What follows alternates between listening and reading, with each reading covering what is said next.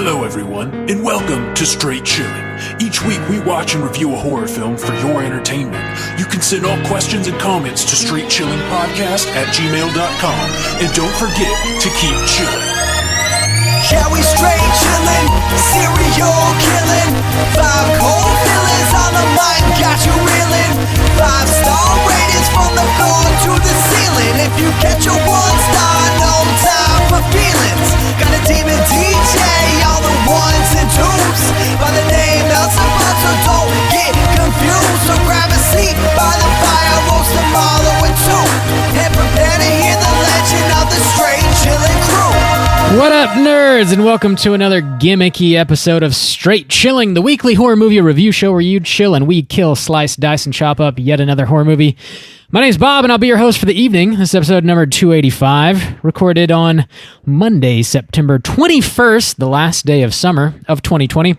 Tonight we're going to be talking about House on Haunted Hill from 1959, and that was the winner of the September poll pick.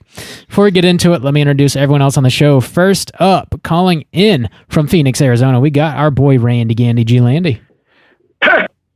What's up? Hello. Oh, Russian Randy. I don't know why that soundbite makes me think of Russia. I don't know. I don't know, because the dance thing? I don't know. Yeah. I think the physical dance is more iconic than the... Yeah, you're probably right. I can't get it to go fast enough. Old KGB Randy over here. Oh.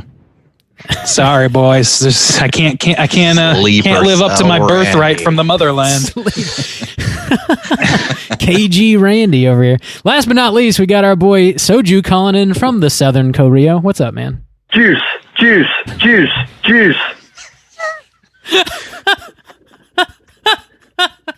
Well, go on, Shaboy. Sheboygan over here. Very big in Sheboygan. Shaboy, haunted stains. I can't do a good Vincent Price, unfortunately. So, dude, I tried. Cheers. Well, yeah, shouts out. We gotta stack those. Shouts out to Matt to Matt for calling in and leaving us some crazy shit to play on the show. That's Matt chanting. I tried to record some Vincent Price sound bites, and I suck. I just couldn't do it. Vincent Price. I wouldn't use that. It would have been a really bad Vincent Price. Oh, I know. I am familiar. Oh, man. The best Vincent Price. Have you ever seen Gilbert Gottfried do Vincent Price? Because it is fucking hilarious. No. I know, Bob, because I was recently listening to The Prophecy, and your Christopher Walken are terrible. So if you can't do Christopher Walken. It's not my gift. On Straight Chillin'. That's right. It's not my gift. Yeah. Oh, right. Vinny. Let's tackle some housekeeping real quick before we get into the main event. Just a quick reminder, our October poll pick is currently posted over on our Patreon website. If you support us at the $5 level or above, you get the chance to vote on a movie we're talking about this October. Theme for October is classic horror movies, and the movies you can vote between are Nightmare on Elm Street, Evil Dead, and Carrie.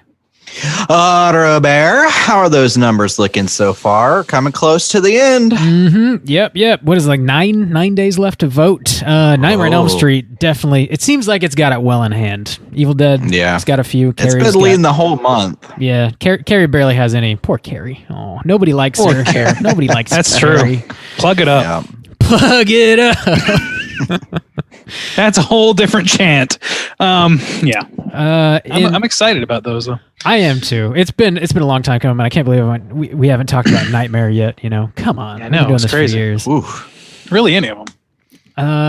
In other Patreon news, big shouts out and thanks to everybody that signed up for our You Pick the Flick tier. We dropped it on this Sunday and they sold out in less than a minute. It's the quickest they've ever gone, which is insanity to all of us. It's something we never anticipated happening. But my brother was trying to get one, and he texted me like 2 minutes after. He was like, "How did this happen?" You got to be eBay quick for this shit. He even said he was on the time or whatever. He just didn't text me until then. He was like, "Holy shit, people want those pics." It is shocking to us. Probably more so than it is to y'all who did not get a pick. Oh, yeah. You guys have a much higher opinion of what we're worth than we do. Yeah. I can't believe people spend $200 to make us watch a movie. It's wild. Yeah. That's how it goes. That's the case. That's the starting tomorrow, $200 is on. So if you see a minus 200 from your credit card, 5 picks, you know where that came from. Mm-hmm. You could just send us a picture of your credit card. That works too. Well, yeah, we'll just go ahead and make sure to add the security code now. We'll give you the layaway deal. Yeah. We open this quarterly and there's only 5 spots for the first quarter of 2021. We might revisit how we do it to see if maybe we can help spread the love some. But more to come on that. Also, Patreon news, actually something new we did for the $10 level, which gets you access to a bunch of bonus content, exclusive episodes that are just on Patreon. We opened it up to where if you are subscribed to that level, you should now have an RSS feed sitting in your email inbox that if you take that and drop it into whatever podcatcher you prefer to listen to, you can get all of those bonus episodes on that podcatcher. So you don't have to listen to them on Patreon anymore. You can listen to them on iTunes. That's a game changer. Spotify, right there. Google Play, wherever you get your podcasts. You can listen to all of our bonus content there now. So that's cool. I think that's all we got on the not the YouTubes, on the Patreon. Juice, you can talk about YouTube and Twitch now. Yeah, I did upload. It's not, I recorded like a couple weeks ago. I let it sit on Twitch where you can watch it after it's done, but I did go ahead and upload it to the YouTube because Twitch only holds it for so long. But if you're interested to see what a NES adaptation of A Nightmare on Elm Street looks like, it is now up on our YouTube. I played for, I think, about an hour. But there is a Nightmare on Elm Street NES game that I desperately tried to play. It is, of course, hard as fuck, as all NES games tend to be. But yeah, that's the only new news, I believe. Tight. I watched you play a few minutes of that, man, and you're so much better at video games than I am. And if you're struggling, I'd have no chance in hell. I tried playing some NES games and SNES games on the Switch, like online thing or whatever. Yeah. Nope. Can't do it. I don't like the controller. Man. First of all, that's a huge change. It makes it impossible. But also, I was just never very good to begin with. Yeah, man, they punished us back in the day. Those NES games, they're near unbeatable. Some of them, yeah. Got your money's worth. Yeah. Last bit of housekeeping I got to tackle real quick is the new episode of Let's Get Physical Media is dropping on Tuesday the 22nd. We're talking about our August pickups, and also we're going to be announcing the winner of the movie bundle raffle. So if you did leave us a rating and a review over on iTunes, definitely tune into that and see if you are the lucky winner of a fat stack of movies. Just fat. How many 1 stars did y'all get from that one, They Bob? were all ones, like 50. People hate us. And now you got to give them movies. Bob, no. Bob, no. Bob, no. Damn, Randy's got that switchboard working good. Matt, yes. It's happening. It's happening, Matt. But yeah, that's all we got for our housekeeping. Let's go ahead and get to the main event. We're talking about House on Haunted Hill, and we're kicking it off with the back of the box. What's on the back of the box? Well, Bob, you got this box? Come on, Bob. And you know we got a box. Is it steel? It's a Vinny Price. Is it blue? It gives me blue steel. No, it's no. Don't tell me it's a DVD, Bob. Don't tell me that. It's a Rob. blue. If it's Betamax, you have to say so right now. Damn. No, it's a Blu-ray. I do have this. It was put out on a Vincent Price collection number 2 from Scream Factory. And I'm not reading it off the back of that box because it's got like 6 movies, and the printing on the back of the box is, dude, I'm too old. I can't read that shit. The mark? No, I feel like it's probably just the mark of quality that you expect from a 6-pack of Vincent Price movies. Hey, Scream Factory does great work, man. They do. I know they do occasionally. Oh, God. So, yeah, we're talking about the original House on Haunted Hill from 1959, starring Vincent Price, Carol Omart, Richard Long, some other folks. This was directed by William Castle, written by Rob White. The plot is as follows. A millionaire offers $10,000 to 5 people who agree to be locked in a large, spooky, rented house overnight with him and his wife. Gentle Mangs, have you seen this before, and would you recommend people check it out? Randy? Okay, prompt me, bitch. Yeah, I have seen this once before. I would recommend it for its cultural value.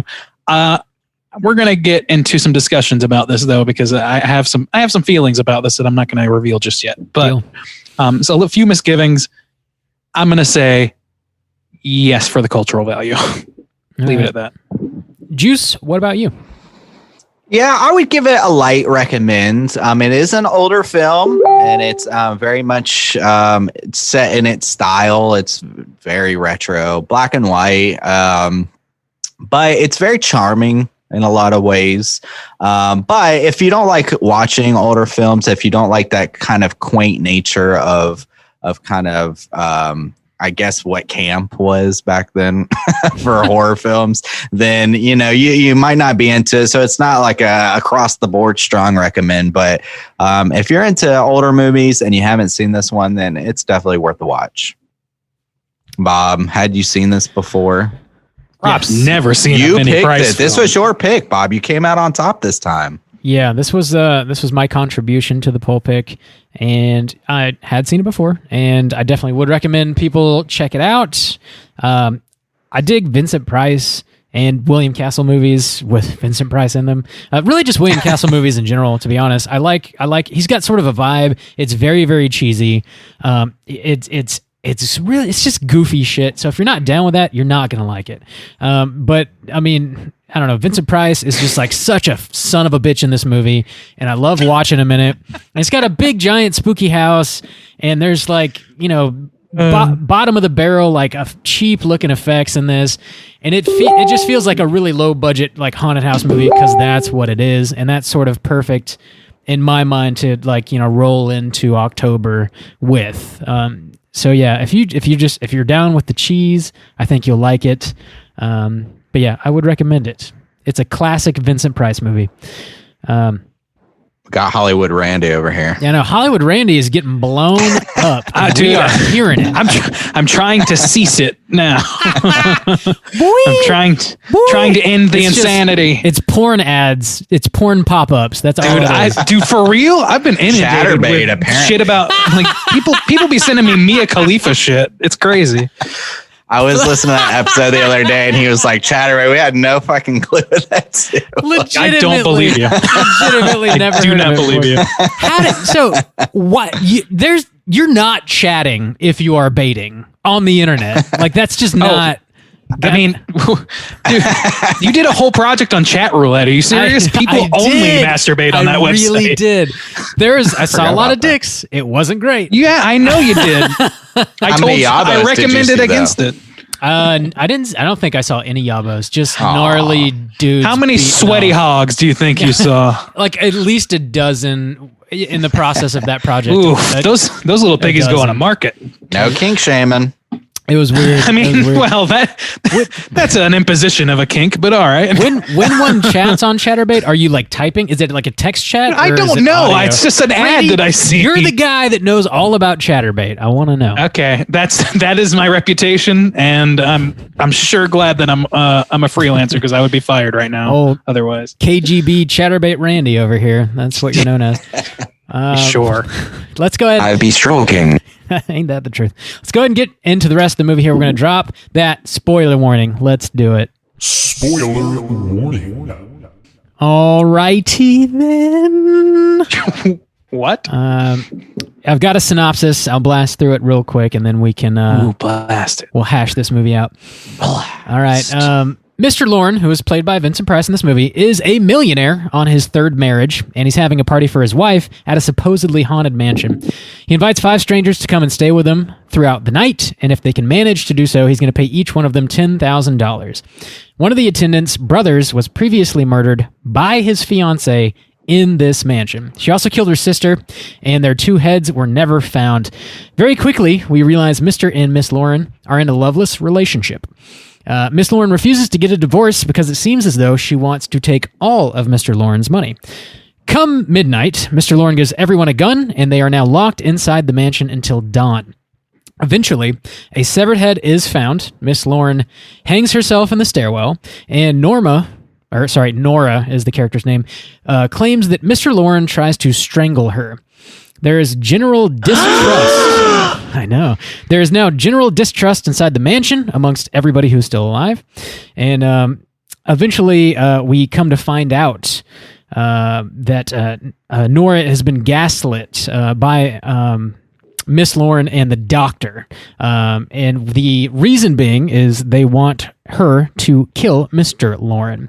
Her plan seems to work as Mr. Lauren is shot and then rolled into a vat of acid in the basement. However, it turns out the gun was loaded with blanks and Mr. Lauren didn't die after all. Mr. Lauren then operates this elaborate skeleton marionette thing and puppets the skeleton of himself out of the vat of acid and walks it towards his wife, Miss Lauren, and she's terrified and falls into the vat of acid herself, dying. Mr. Lauren then explains to the rest of the people who are still alive at the party that his wife and the doctor conspired to murder him, and they both accidentally fell into the vat of acid.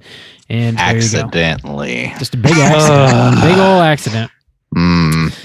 So that's the wonky ass plot of this movie. Let's work through it, I suppose, boys. Yeah, this is kind of actually problematic a few times. Yeah, in what way? Also, like, maybe, like, does William Castle, wait, I don't know much about the man. Did they just have, like, very low opinion of, like, women? Because the women in this movie are either just real dumb or, like, real shitty. Absolute monsters. I would say that all the men are pretty fucking shitty, too. Yeah, well, that's there's true. one guy who's, like, kind of like the quote hero, but he's, I don't know. He's just kind of the there. standard hero. Yeah. Well, everybody, that's okay. So I have a problem with this movie. And my problem is I have yet to watch it all the way through without having to stop.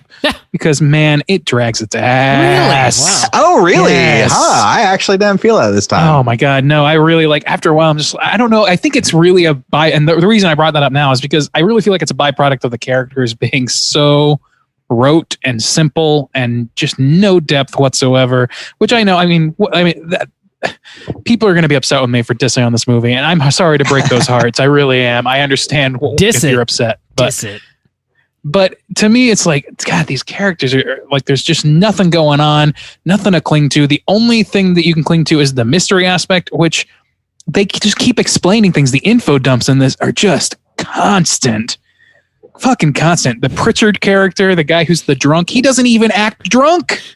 Like, I thought he got a little sloppy, actually. Maybe like, he could have played it up more. Who's he supposed to? Wait, who? The doctor? No, the drunk guy who had been there. His family had gotten murdered there previously. Yeah, he was more spooked than anything. He was he just exists to walk up every so often and say, like, you won't make it through the night, and then walk away. Well, there was a woman who literally didn't do anything. Yeah, the news reporter or whatever. Yeah, like that. She like literally like was just had like a handful of lines and just disappeared to her room as far as I know. We didn't see her after maybe the halfway mark, and it's like it's really fucking bizarre because people are screaming constantly the rest of the night. So there are multiple times. Let's run down all the players in this real quick. So you've got Mr. Lauren, his wife Miss Lauren, and then we've got Lance, who is sort of like the quote hero. He's like a test pilot, apparently, fighter pilot. Yeah. Ruth is the columnist who you guys were just talking about. Watson Pritchard, he's the guy whose family was killed in the house. Yeah, and he goes back for another night. Dr. David Trent, he's like studying ghosts, and he just keeps like, if anybody is like upset about anything, he's like, hysteria. You've got hysteria, which is ridiculous. I got the old touch of the hysteria. And last but not least, we got Nora, she actually works for Mr. Lauren's company, and she's the one that's sort of being gaslit by his wife and the doctor. They're both sort of in on it. She's on like a Homer Simpson level of intelligence. There's just not a lot going on upstairs for her.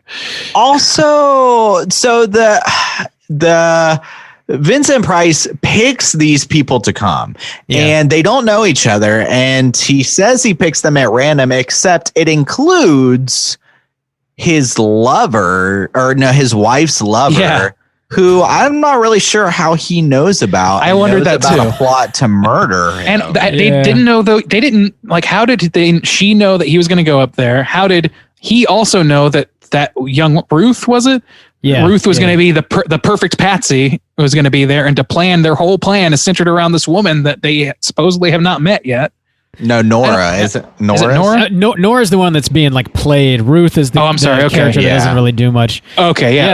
So yeah, the young woman. That's true, because like Vincent Price picks all these people specifically because he knows that they need the money and they most likely will stay throughout the night. But apparently, as far as he knows, his wife knows none of them, and he knows none of them. He just kind of picks people randomly. So that that's fair. It's a little loose. And another non sequitur here, but like the beginning of this movie, the very opening of this movie has Pritchard talking at the camera as a floating head. Yeah. And then Vincent Price talking as a floating head in a much better scene. First of all, is one not enough? Is one floating head intro not enough, really? I don't understand the logic. And what is Pritchard? Pritchard doesn't I don't know, man. I don't understand why they had him intro the movie. He doesn't even play that big of a part. I think he actually owns the house. He does. What? And I didn't know Richard that. owns the house. And he sets up the like haunted aspect of it, which if I had a problem with this movie, that would be my biggest problem. Is like all the spooky shit that we see is like not ghosts. It's just people playing each other. Like we don't really get that blind woman is a riot. She is. Yeah. What was up with? Wait, so you're saying Pritchard faked it all? No, I see. No. It is somewhat confusing because Pritchard seems incredibly convinced that terrible shit happened. Okay, but because there was. But I think it was just people actually murdering people, and like no ghosts were involved. And then now more people are coming into the house and manipulating each other, but still no ghosts are involved. But he thinks. So I would say that because they get this twist to where like we get another fake hanging, Bob, another fake hanging. Was it more believable this time? I will say, as unbelievable as this movie is, at least in the dialogue of this movie, Vincent Price is like, yeah, but how the hell would she pull that off? You see how high she'd have to climb to hang herself? I was like, yep, that's right. Bob. That's right. Bob, no. No, man. No, man. Bob, no. Yes. Yeah, that, I mean, they just did the old, thank God we invented the help me hang device situation. Well, it turns out she had an accomplice, which I guess helps explain it. Yeah. I don't know. All of the ghosts are the product of the Laurens. Well, I forgot about the ghosts. There's one part where blood is dripping from a dry spot in the ceiling, though. Yep, and I was like, what? Yeah, and it happens in two different rooms because it always happens on that woman, and that is never explained. True. It's not explained. And nor is that woman ever seen again. So yeah. And so the head that they find like has to be fake, right? Like and you would think that a doctor would tell the difference. Yeah, exactly. Well, that's not a real head. It's definitely presumably he's the one who put it there, right? Because maybe, I guess it's possible, but I don't know how he would. How did that happen? He's specifically trying to drive Nora to hysteria. Yeah. See, this whole thing, like, what I like about this movie is that it's clear that Clue cribbed a lot from this, the movie Clue, in terms of like a bunch of strangers meeting in this under strange circumstances in a spooky old manor and being guided around by this fucking weirdo, Tim Curry and or Vincent Price.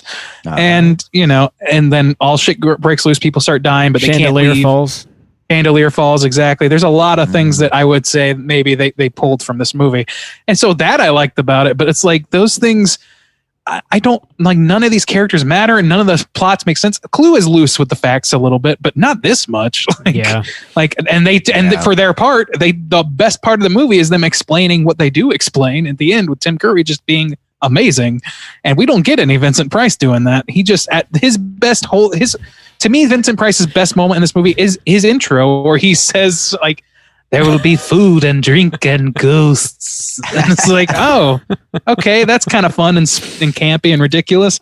But then he's just kind of like quietly meandering around the rest of the time until he has this fucking weird one-man band rig to like make a fucking biology class skeleton come out of a puddle.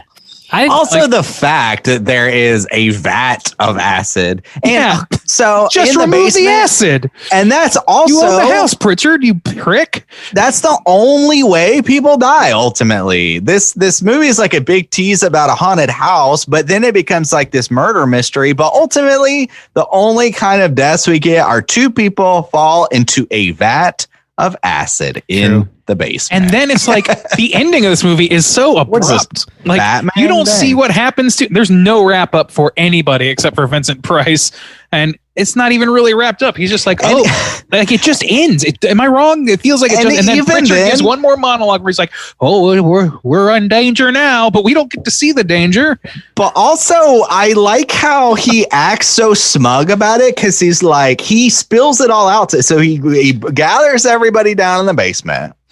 Now, here's the problem with this. It's like the two people who are still alive, the pilot guy and the woman who had hysteria, think he's a villain. Yeah. And now he just confesses that, mysteriously, while nobody else was down here, my wife and her lover fell accidentally into a vat of acid, and he's like, I'm willing to go tell the authorities about it. It's like, you're probably about to get arrested. Nora does admit at some point during the movie, like she thinks that Mr. Lauren, Vincent Price, tries to kill her at one point, but then she does later admit that it's so dark she really can't be sure who it was. She's not certain. Yeah, but still, she wasn't sure that it was the other guy. The other guy it could have been is dead. So also, this like the logic of this is easy to pick apart for sure, and I wouldn't try to defend it. But to me, this is like Scooby-Doo logic. Like, right. Oh, absolutely. There's like a setup. There's some crazy stuff that happens, and then at the end, it's like, ooh, pull off the mask. Who done it? And it turns out everybody is trying to play everybody else. And like, as far as the characters go, like, I really, really dig Mr. and Miss Lauren's relationship because they are both 100% bastard mans to one another. Like, it's so. Their dialogue consistently cracks me up where he's like, would you go away for $1 million? No. You're a monster. You want it all, don't you? Like, I did. Yeah, it was kind of fun. I liked it a lot, but I liked the whole opening because not only had that, kind of had this like Addams Family vibe a little bit because they specifically, I liked the idea. So I never seen this movie before. I was coming into it pretty blind, honestly, and just the setup of like, I'm throwing a party. I've invited these random guests. They're showing up in like hearses or whatever. I liked all those. I was like, that sounds fucking cool as shit. I would go. And then I did like the dialogue between the husband and the wife because you get to see like the wife is like, what? I don't want to fucking throw this party. Yeah. Or she didn't want these like randos invited. And then it kind of like it never materializes into anything super cool. They just sit around and drink for a while.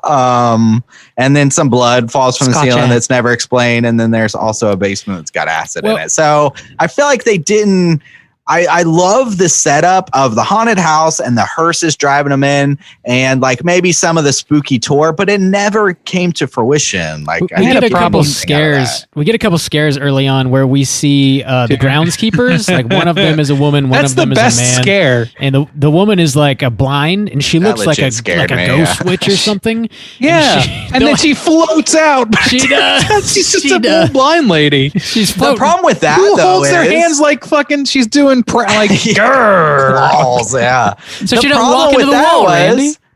The airline pilot or whatever specifically says he's like, why didn't I see her? Because he assumes that like he does, he runs out does. of the room. I would have seen her. Specifically says I would have seen her. It's the blindness is contagious, obviously. I love that. And you know that you can't see a blind person. You can't look directly at them. That's science. That's just. I'm a doctor. I know what I'm talking about. Yes, you've got hysteria. That's the issue. The womanly hysteria. Oh yes, and he got bonked on the head by somebody. Like, yeah, I don't know, man. The thing is, like, this whole movie, like, the most engaging thing about it is the relationship between the Laurens and the mystery of like what's going on in the house or whatever. Because there's clear that they're plotting and they're doing something, or at least that Laurens, like Vincent Price, is at bare minimum. And then later on, we find out for sure that the other woman, like, but the logic of all of that is complete, not even tenuous. It just doesn't exist. Like, there's no logic to any of it. So I don't know. It makes it hard to really root for anybody or to even get engaged for me. I do want to mention that they explain the vat of acid. I mean, like, kind of. But it's really funny to me the way they explain it. Is it because he was a winemaker or some shit? Yeah, there's Your face is so genuine. You're so excited about this. I forgot. It's so ridiculous. It's so ridiculous. There's a previous owner of the house named Mr. Norton who was a winemaker, and there's like wine barrels in the basement and shit like that. And I guess he'd like, stomp on the grapes in the vat or mix it, whatever, in the vat. And I guess his wife thought his wine tasted like shit, so he just filled the big vat with acid and threw her in it. That's why it's got acid in it. That'll teach you, bitch. That's so ridiculous. To criticize my wine. That's the Maynard James Keenan way.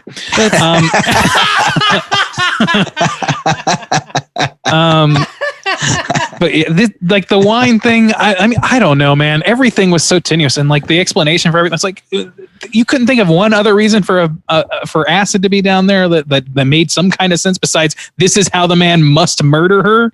And then they just keep the acid there for years. And then that just becomes the only source of our only 2 murders in this whole thing. And also, how did you guys feel about the actual house itself? The establishing shot of the house, the only one they use the whole movie, they use it a few times. Mm-hmm. That house looks like a fucking it looks like an art museum. It doesn't look and looks like a modern art museum or some shit. It does not look like a house, and much less a Gothic house or whatever. It doesn't have the look I wanted for it. There's trivia on who designed it. Is a real house. There's like some famous architect that designed it, and I forget the name. Is it Frank Lloyd Wright?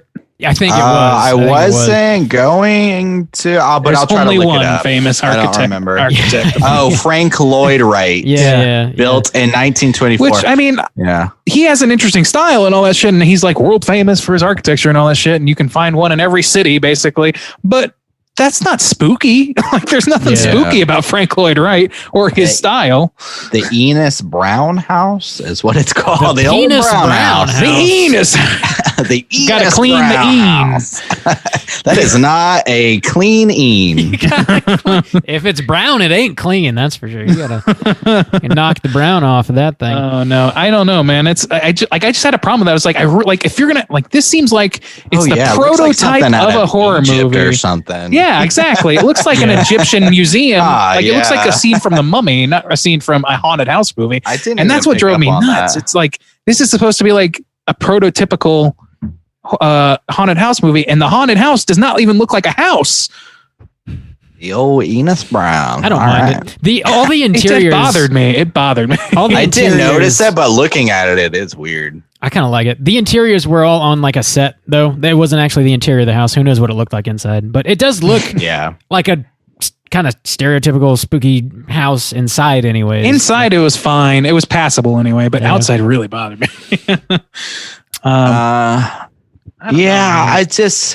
There were fun. Like, I liked the overall general vibe of this. And you're right. It did like give me that Scooby-Doo feel, which was nice, like that retro kind of feel. And it was like cheesy, but also it was just pieces. It was just like little pieces of feelings or pieces of experiences. It like as a whole, it's got a lot of holes, and it's like doesn't necessarily fit together super well. I didn't have a problem with it dragging its ass, but I immediately was like, why didn't he see the blind woman? Like, they add in lines like, why didn't I see it? And like stuff. And then when they're like, she's just blind, and they're leaving, I was like, what the fuck? That's some cheap shit. I don't know. Yeah, he got kabonged on the head by somebody in an empty room. So like, who did that shit? Like, that's right. Yeah, he got physically harmed by nothing. So I don't know, man.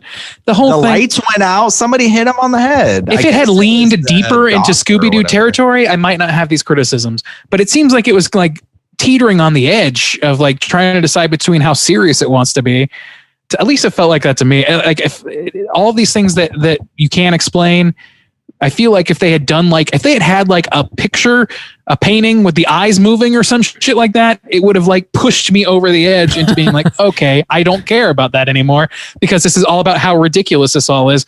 But even the ridiculous things are just kind of dull to me. Most like the blind lady is probably the funniest and most interesting scare. The skeleton is like such an anticlimax. I understand why. And because it's the William Castle thing. And if I was in a theater and an actual fucking skeleton fell down on top of me during that scene, I would not complain. But I am complaining as a viewer from the modern century because it's... Dude. I love it. They didn't even dirty it up at all. I thought it was hilarious. And doesn't it come out of the vat of acid? Yeah, so how would you attach strings to a thing and they're not destroyed by acid? Titanium. Well, did you look at the strings? Because there's no tension on them. They're not pulling on anything whatsoever. But leading up to that, the skeleton coming out of the vat of acid, like his wife screams for like a solid 45 seconds, and it is hilarious to me, anyways. And I love the look of the skeleton because it's like so goofy. It's so silly. Yeah. Dude, her backing up into the vat it gave me strong Austin Powers guy about to get rolled over by a steamroller vibes. Yeah. Just exactly standing and screaming, maximum amount of time to get away. Doesn't even try. That's what happens when you don't like my wine, baby. Oh my God. Oh, interesting. What'd you just say about European style. Get in that vat. Get in this acid. Get in there. I don't have to explain why it's there. Just get in there. There's another really like over the top scare, like quote scare in this movie. That is a pretty funny idea. It's you don't like this wine, maybe you'll like this acid, bitch. If they had said the person who lived in the house before was a shut-in and refused to take their garbage to the curb, it would have been a better fucking excuse. It would have been worse. That would have been way worse. There's another scare I wanted to mention of like Miss Lauren, who apparently is dead at this point in the movie. She like appears outside the window floating as a ghost to Nora to like try and drive her insane or whatever. Dude, how did that happen? And the rope, do you remember the rope that like she apparently hung herself with, like goes through the window and like wraps around Nora's foot? That's pretty cool, man. I dug that. As cheesy as it is, I thought it looked neat. Yeah, in the moment, it was also kind of doesn't fun. make any sense. Yeah, but the whole time I was like, she's a ghost. Okay, well, at the time I was like, okay, she's a ghosty. But as soon as we find out she doesn't, a second later, I'm like, so how the fuck did that even work? Strings, baby. She's really good with strings. Oh, yeah. Apparently the Laurens are just string fiends. They know all about string it up. You know? Also, Vincent Price. So yeah, okay. They say the woman like hung herself or whatever. Okay, they take her body down and put her in the bedroom, and Vincent Price is just staying in the bedroom with her. So she would have to like not breathe for like hours. Like she would have to not fucking move, blink, breathe. Yeah. None of that shit makes sense. She's really talented, man. Also, like, and then, and this is total Scooby-Doo. So, I mean, chalk it up to that. But I have to mention, they do the split up thing, like the classic, like, oh, well, we'll just go to our rooms and each have a gun and that'll solve the problem. Why not just hang out in the living room for, like, if your whole reason for being there is for the money, just hang out all together. And just in a living room and just don't leave. Just take a leak every so often and just sit around and play cards. What are you fucking doing? Yeah. Also, when they took like Miss Lauren down from, the ceiling, wouldn't they realize that she wasn't really hanging?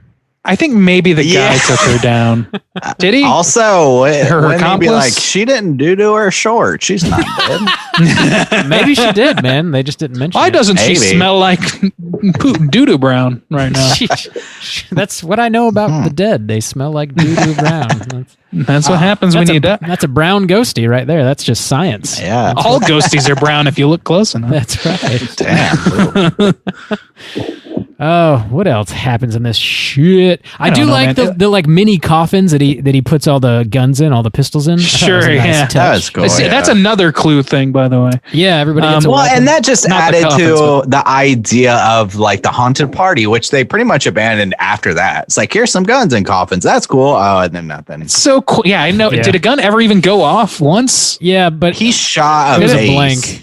Okay. So Chekhov's gun is useless in this movie. Yeah, well, it makes you think that Mr. Lauren got shot and died, but turns out, oh no, it was a blank. He didn't die. Oh, okay, all right. So it does factor in. Yeah, I don't even remember that part because this movie is really difficult for me to hang on to.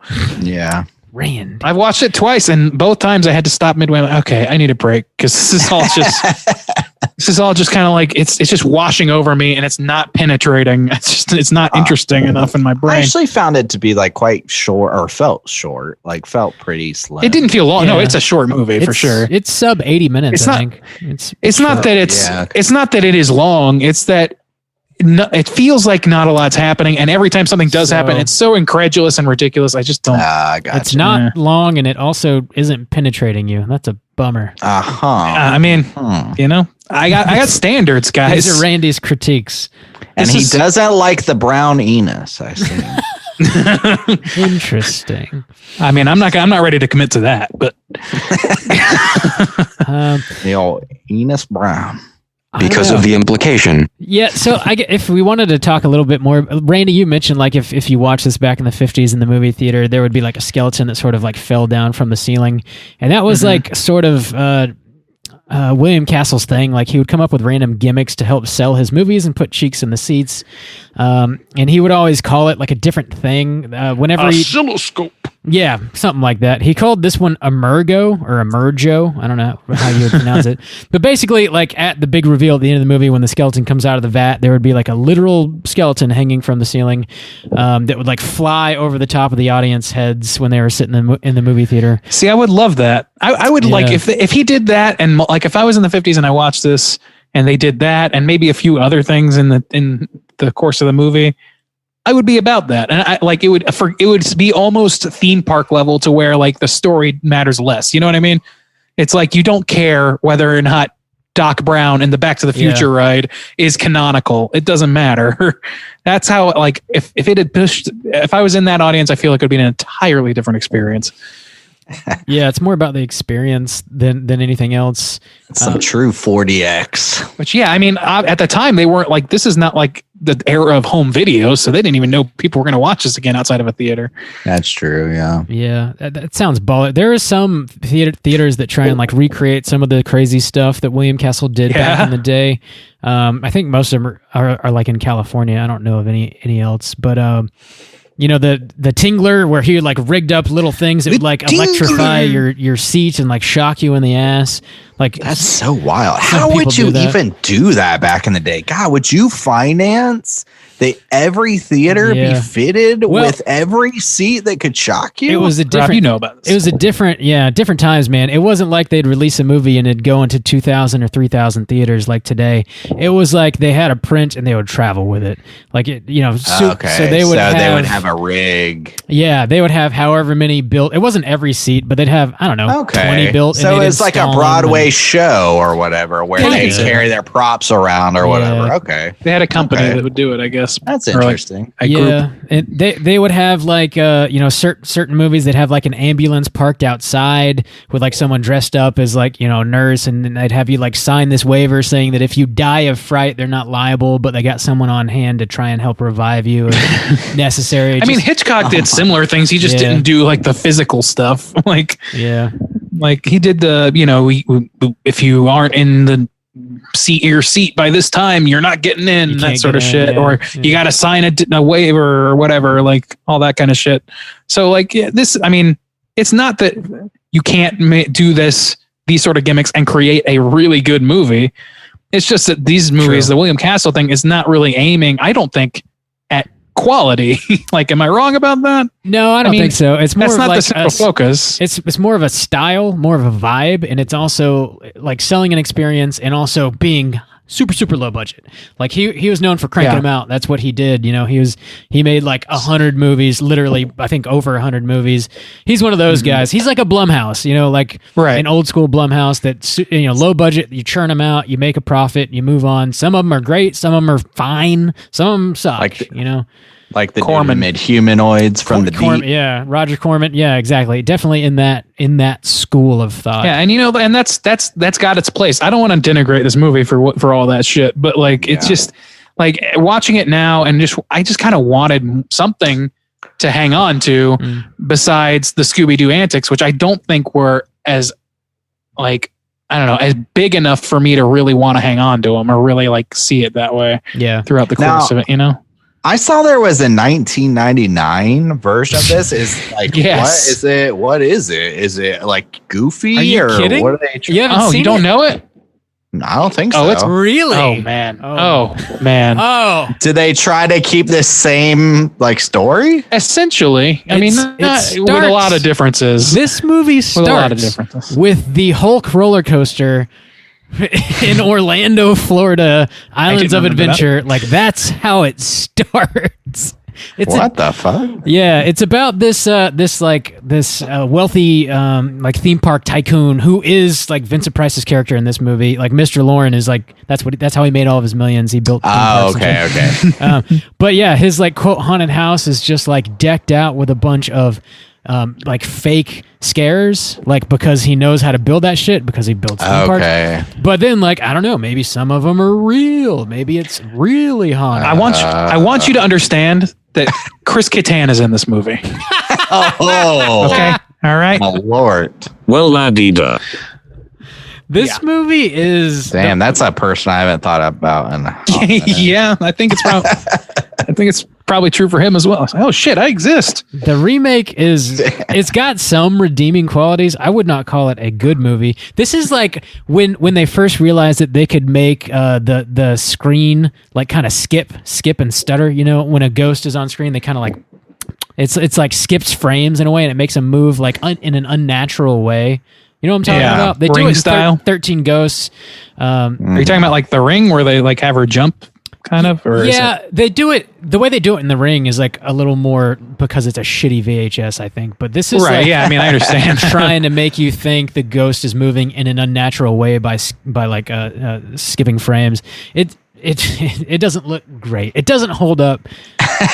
But you know, it could be worse. It was pretty good. It was all right. It wasn't great, but it was fine. Yeah, It was fine. Jeffrey Rush is not a Vincent Price. He's like playing. No. the And same I like character. Jeffrey Rush, too, I do so- too, man. Yeah, not to shit on Jeffrey Rush, but he's no Vincent. Or Price. even Chris Kattan. I don't hate Chris Kattan. He's a good Yeah. dude. I'm sure. Maybe. Possibly.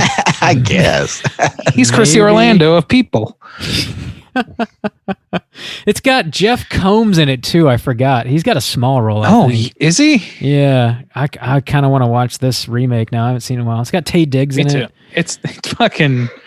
Yeah, that's that and like what was it, the Haunting remake that they did? They Yeah. did those around the same time. It was in Yeah. the, in the 90s there was always like if one studio was doing something, like another was Yeah. like, nope, we're doing that too. It had Ants and fucking Bugs Life. Bugs You had Life. Haunted Hill and The Haunting. And like, especially with the like horror movies, like getting resurged the way they did with Scream. So, Anaconda, Lake Placid. oh my God, there's always a counterpart. There's always a doppelganger for these fucking movies in the 90s. Volcano, Dante's Inferno. Bam. Dude, Armageddon, Okay. Deep Impact. Dude, what is it? The Sphere and The Abyss. Yeah. Yeah. Holy shit. There's Wow, always two. yeah. There's always two, at least two. And then you can never really tell them apart. There was like a Yeah. counterpart to what Deep Water, right? Wait, or no, what's the Deep- shark Deep- movie? Oh, Deep Impact? Deep Blue Sea, Deep Blue Sea. Thank you, Deep Water. Deep Waters. That's some deep water, man. It's like The water's real deep, bro. Maybe there's a shark in that Deep Water. That's about the level of thought that was put into Deep Blue Sea, I think. you got Deep Blue Sea and Blue Crush. Those are like the same movies. Oh yeah, yeah. Is that a shark movie? Totally. No, That was a surf movie, right? not. Okay, Yeah. all right. I never saw that one. It's like that wasn't horror. I don't Somebody think. likes it. There's Soul Surfer. There's a shark in that. We're on a tangent. I don't know. Deep into it. I feel like we covered the movie pretty well. Is there anything else you guys? What need is there to say? need There's mention? nothing. It's a pure surface level experience. I mean, It is. There's not really much to dig into. There's not a whole lot to analyze. There is a colored version of this that you can find. Whoa. Colorized version. Thank you. can find. But yeah, it's one of those movies that you can find anywhere, man. It's what is it? What do they call it? Public domain. So Public domain. Is Yeah. it a public domain? it is. Yeah, it is in the public Yeah, I've domain. got a little trivia on that. Yeah. Ooh. So yeah, it's easy to come by, whether you want the restored colorized version or the classic black and white. But yeah, I don't know. Let's go and rate this thing. I guess I don't know what else to say. Yeah, about let's it, do really. it. Juice, you want to kick us off out of 5? How you feel about House on Haunted Hill? Yeah, I like older films. I like kind of being taken to that era. It's refreshing sometimes because it's even different than like the camp of, even like the 80s or, it's a different kind of charm. And I dig it. So I didn't have a hard time like watching this movie. I didn't feel like it went long. I didn't have to stop. But when you start to think about it or pull it apart, it really is meant more for like an in the moment kind of experience. It's not great at storytelling. If anything, it's mostly just trying to create an atmosphere, I guess, and I'm okay with that to an extent. Because it does, for me, create a specific, kind of nice, short experience that I like to dip into every now and then. And I don't really have to take it away with me. But it does feel very surface level. It's ridiculous. And the vat of acid and the skeleton. I was kind of disappointed that they did abandon the idea of the party pretty early on. Like I liked they're coming up in hearses, and I liked the guns are hidden in coffins. Like I wish there was a little bit more of that aesthetic to drive that feeling home. Like if you're just going to give me a short little experience anyways, then, go all out on it. The house didn't bother me. Even in the movie, like with the blind lady, I was like, that's ridiculous. That it's actually a person. Also, the guy, he just gets lost in a hidden like doorway, and that's where he stays until they pry him out. So it didn't even like come to anything. We didn't talk about that, but one of the main characters just gets lost in a hidden hallway, but there's nothing to it. He just gets stuck there. The logic of this movie is nothing. They just totally abandon characters. Often the characters don't matter too much, but it was charming and I like the feel overall. So I'll give it a 2.5. All right, 2.5 from Juice. Randy, I'm going to let you go. Randy. Oh, thanks, Diddy. Courteous. Go for it. Yeah, so this movie, I don't want to shit too hard on it because I don't feel like this movie is like it's obviously not worthless. It's got a lot of like cultural impact. It's got a lot of charm, and it's got a quaintness to it that I do like. I kind of just feel like it didn't scratch the itch that I was expecting it to scratch both the first and second time I watched it. Because like Justin said, they do kind of start off with a strong premise, but then you see the house. And to me, the house was a huge red flag, the look of the house itself. And then even when you're in the house, like, I don't know, I'm looking at some promotional stills and there's like all this cobwebs and shit or whatever. And it's spooky looking, but even on the poster, that's a different house. Like I don't, none of it actually speaks to a haunted house to me. It just kind of looks like a set or like, I don't know. It just doesn't look like haunted house to me. And it doesn't feel like it's inhabited in any way. We're just constantly told by a supposedly drunk man that this is a haunted house and ghosts want to kill you, and if they want to, they're gonna do it. And it just doesn't track for me, and it doesn't like. And then so I tried to cling on to something else. I'm like, okay, well, there's clearly something going on between Vincent Price and his wife. Let's focus on that. I'll bet there's some devious shit going on. We're gonna find out some stuff, but all the shit you find out is just straight up told to you. It's like it's just like there's so much info dumping going on that it's like, I don't know, it's not really enjoyable to me. And as much as I kind of like, there are things I like about it, and most of them are acquainted with things I like about Clue. Like most of them are things I like that are because of what they went on to produce, just by virtue of establishing tropes. But the actual act of watching this movie, there's only a handful of times that I had a good time. And I think the biggest was Vincent Price's little floating head monologue, even though it was following some other douchebag that does nothing throughout the course of the film. And then also the blind woman and her scary tiger claw face. That shit was hilarious. And then floating out the door like she's on a skateboard. It was great. That was great. The acid didn't do it for me. The fucking the skeleton, like if there was an actual skeleton around doing like in the theater, that would have been fine. But it looked so hokey that I just couldn't. It wasn't even funny to me. It was just kind of like, you couldn't parody this. You couldn't. Like, it's too silly on its face. I just can't. I couldn't get behind it. And I was having a hard time like engrossing myself with it. Everybody's archetypal. Nobody has any depth, and people are just abandoned. Like Justin said, people are just throughout the course of the movie just disappear. Pritchard wouldn't even be in the rest of the movie unless he had that fucking outro monologue that did nothing. And the movie just kind of ends like a fart in the bed. It just ends. It's just over. And I don't particularly like it, but like I said, everything I do like about it is because of attribution, because you can attribute other things to this movie.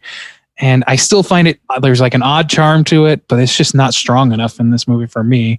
Like I said, if it was more goofy, it was leaned into the goof. Like they really did a lot more of that, like spooky animal claw blind woman shit, I would be more on board. But as it is, it's just not a very good movie for me. I'm going to give it a 2. And I feel, I don't know. You know what? Make it a 2.5 because I really do want to stress that I think this is an important movie, and I don't want to like give the impression, or I definitely don't want to. I don't want to be sitting here saying that this movie shouldn't exist, or that it's dumb, or it's pointless, or useless. It's clearly not useless, and I want it to continue to have a legacy because it deserves that. But I don't think it deserves my attention ever again, as far as watching it. Damn. Yeah.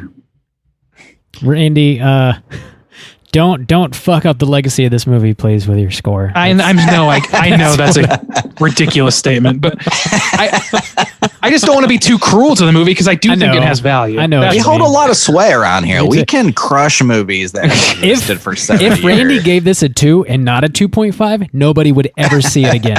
Ever. I don't want to be burned at the stake is really the issue here. Get them, boys. Get them. I'm a big fan of this movie. Yeah, this was your pick. Yeah, I'm a big fan. After a crushing defeat of TerrorVision, you came back victorious with this. Why did you pick it? Why do you love it so much? Why did you spend $50 on this exclusive Blu-ray? Well, it was not just one movie; it was several movies. But I don't know. This movie has a lot of charm that really speaks to me. Personally, I will say that I have read William Castle's biography. It's called Step Right Up. I'm gonna scare the pants off America, and I think that does sort of color my opinion of this movie and just sort of his filmography in a very positive light. That book is incredible. You can find it pretty cheap if you are interested in like these crazy gimmicks that he cooks up and how he promoted his movies. And how he made a name for himself. I definitely recommend picking it up. It's worth reading. I just love knowing that like all of his productions are like such labors of love, and they're sort of like held together with like shoestring and duct tape, and he's just putting the elbow grease in there, and then it shows. Obviously this is like a little bit better than Plan 9 from Outer Space. It's got Vincent Price in it at least. It's got a little bit of name recognition, and at least the Laurens in this movie are enough character to really pull me into it. The rest of them are very much just sort of half-baked characters, and a lot of them are forgotten. Like the critiques, oh my God. The critiques you guys are making, I really can't argue against, so to speak. But it does. I think the campiness and the charm and like the historical context and like knowing about the Emergo and all that shit really does pull me into this movie and give me enough value to warrant a rewatch. And I don't know. Yeah, I'm just the charm, I think, is what really does it for me. So, yeah. This I just looked something up because I was curious. I think that the relationship between the Lawrences, Vincent Price and his wife, like throughout the movie, I was like, this reminds me so much of that. I don't know if you guys have seen it. It's not a horror movie. It's called Cat on a Hot Tin Roof. Never seen it. But it's like I've never seen it either. It centers around this family that are constantly at each other's throats in the way they are. It's really engrossing, and I liked it when I watched it quite a bit. It's got Paul Newman in it and shit, and it's like a high-end movie. I'm pretty positive this movie cribbed that dynamic completely from that movie because it came out the year prior. Yeah, very possible. I think. I mean, I don't know if this is I think it's an Oscar-winning movie. I could be wrong about that, but it's like it was a high-profile success, and I feel like he was just like, well, let's take that situation and add like some skeletons on wire and a vat of acid. Yeah. Do you guys, you know what I'm pretty sure it was the last movie William Castle produced. He directed a shitload. He directed this. He also produced some movies. Do you guys know what the last movie was he produced? No. I do not. Rosemary's Baby. Rosemary. Yeah. That's really good on a chicken. Yeah, he wanted to make something legit. Like he was tired with the schlock and wanted to make something legit. So I mean, he fucking did. He fucking did. There you go. That's a good way to go out after like and now for my last trick, I'm going to fuck the haters. Right. Middle fingers up. My swan song will just decimate my critics. Sit on it, says William Castle. Yeah, I'm gonna give this a 4. You know, it's a big sweet spot for me. I'm gonna give it a 4. All right. That's gonna put our aggregate at a 3 even. So let's go ahead and jump over into our Rotten Tomatoes segment and see what the critics and users think about House on Haunted Hill. Certified fresh to death. All right, ladies and gentlemen. So this segment is the Rotten Tomatoes segment in which I'm going to have these two gentlemen try to guess to the best of their abilities what the critics and users thought of this movie based on their aggregation of positive and negative reviews between 0 and 100%. I'm going to start with Juice on our critics consensus. There are 26 critic reviews on this, so not a ton. Bear that in mind as you consider. They're probably licking the boot, I would think. Yeah. Maybe I give Lick my boot, too much son. credit. I'll play it a scotch safe and say 78. 78. All right, Bob, what are you feeling on this one? I feel like it's going to be lower than that. I'm going to go with comedy number 69, please. Oh, shit. I can't. There we go. 59. 69, I dude. had to find it. Thank you. Yeah. Okay, so Juice is going to take this one. He was right to lick that boot because it is a tidy 88%. Damn. 88. Bob. Which it would be certified if it was enough reviews, I think. Yeah. It doesn't quite have enough. So give artists too many credit, Bob. These critics. Don't give them extra These credit, artist Rob. critics. You're You gotta right. work for it. You guys are right. You're totally right. They have no self-respect. The critics don't have. What are we doing? What are we certainly don't have any self-respect. That's well established. Yeah. All right, so the critics' consensus reads as follows. Campy by modern standards, but spooky and atmospheric, House on Haunted Hill is a fun, well-executed cult classic featuring a memorable performance from the genre icon Vinnie Price. I editorialized the name. I hope that's all right. I know. Who could have guessed? No, I mean, that's what they wrote. I don't know what to tell you. All right, and now we're going to go to our audience score. There is a significant increase in the amount of user ratings to the critics. There are 22,812 user ratings, audience scores. So, Rob, we'll start with you this time. What are you thinking for the audience? What do the oozers want? I originally thought the users were going to be higher than the critics, but 88 is pretty damn high. So I'm gonna think it's a little lower than that now. I'm gonna go with like just an 80. Give me an 80. AT. Okay. Juice, how about you? What are you feeling on this? I think the oozers' noses are covered in the brown note, so I'm going to give it the old 85. Damn. 85. All right, Marty McFly, you are not going to take it this time. Rob's going to take this one. It is 73%, so lower than both of you guys thought. I think that makes sense, though, because, I mean, out of that pot, I'm sure there are people that are like, I thought this was a classic, but it's not even remotely scary, and it's just actually ridiculous and stupid. Fuck? Yeah. So yeah, there you go. There's your audience. Let's find a negative review. They're usually kind of fun sometimes. Let's see. Totally random. Let's see. The device, however, that's part of a sentence. Randy didn't want to promise too much. They're kind of fun I don't promise sometimes. I don't know. We'll find out. Maybe sometimes they're I'm fun. taking shots in the dark here, just like this movie. A stale spook concoction from the William Castle Rob White production team. Yeah, that did nothing. Aw. Nothing. See, aren't you glad I underpromised? And you over-delivered. By reading anything. There you go. Yeah. Okay. That's it. Rotten Tomatoes. Thanks for disappointing. I am not in Appreciate it. control here. Really, really appreciate that. Let's go ahead and get into some trivia. It's totally time for trivia. Think it's totally time. All right. So, one, I wanted to play a scotch of a game on at least one of these. So, in the movie, Vinny Price, he offers $10,000 to each of his guests. And he says, even if you die, it will be paid to your estate, which is pretty sketch. But, so that was in 1959. I want you guys to guess what you think that would be equal to in 2017, which was apparently when this trivia was written. Cool. Bob, I'll let you go first. What do you think $10,000 in 2017 would be worth? I'm gonna. Around here, that means big money. Man, I don't know. That's a hard question. I'm gonna go with, I don't know, $25,000.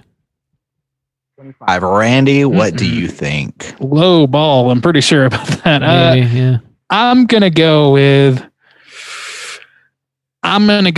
75 grand. All right. Inflation is real. Randy is going to take it. The $10,000 offered to each of the guests in 1959 would be equal to about $83,450 in 2017. So that would be like what, a $250,000 today? Hot coda. Half a bill. Nowadays it'd be paid in Disney bucks anyway. So I don't know how accurate this is, but I want you guys to hear it and weigh in on it because I don't know. It says the large amount of money made from this film was noticed by one Alfred Hitchcock. This led him to create his own low budget horror film, Psycho, in 1960. What? I don't know, man. I don't think this movie caused Psycho to be made. Or even just like the money aspect. I mean, Hitchcock's been making like spooky things. I mean, and it's not like this movie was like so straight up horror. I mean, maybe the black and white aspect. It cost $800,000 in 1960 to make Psycho. That is not low budget. I don't know. I can't really speak to it, but I definitely like to think that is somewhat true. That sounds cool. Yeah. But I have no idea, really. And just the year before, I don't know how long it took to like shoot Psycho or write the script or whatever. I don't know. I just want to see what y'all thought about that. I don't know much about Hitchcock at all, to be honest. But that's, I don't know. I mean, maybe he was like, because didn't he like push really hard to make Psycho black and white? Like, I think he had to, yeah. Or he at least had to make some, crack some skulls. Maybe that was part of it, his decision. I really don't know, you know. I mean, I think it had some influence to the extent that like he did, like I said earlier, he did do those like little promos. Yeah. I think that was like one lesson learned, not necessarily the impetus for the whole fucking venture. I don't know. Fucking Hitchcock. Maybe he just worshipped at the teat of William Castle. You know, that's what I'm. The old teat. Like. Actually, so we mentioned this a little bit, but it says the film's opening was something of a jump scare gimmick. The total darkness accompanied by horrible noises echoing in a large movie theater would have been very terrifying in those days. The effect is most likely lost today on modern viewers watching the film on a smaller television screen without the theatrical sound system volume and total darkness. So yeah, it ain't Dolby back then though. It's like, I don't know, man. Yeah, I don't know. The failure of the original copyright holder to renew the film's copyright resulted in it falling into the public domain, meaning that virtually anyone could duplicate and sell a VHS/DVD copy of the film. Bob, I bet that was she bought. Therefore, many of the versions of this film available on the market are either severely and usually badly edited and or extremely poor quality, having been duplicated from, they said duped. Is that common? Have been duped from second or third generation copies of the film. Well, they say duplicated. I don't know. You Whatever. got to dupe it. Shorthand. They duped Hey, it. man, dupe it. Yeah. Dupe, All right. dupe it. One more. A very prominent horror icon once said that this was their favorite horror film. Let's see if you guys can guess who it was. A very prominent horror icon said that this was their favorite horror film. Vincent Randy, Price. you can go first. Vinny Vincent Price. Robert. I don't know why, but I'm going to say Elvira.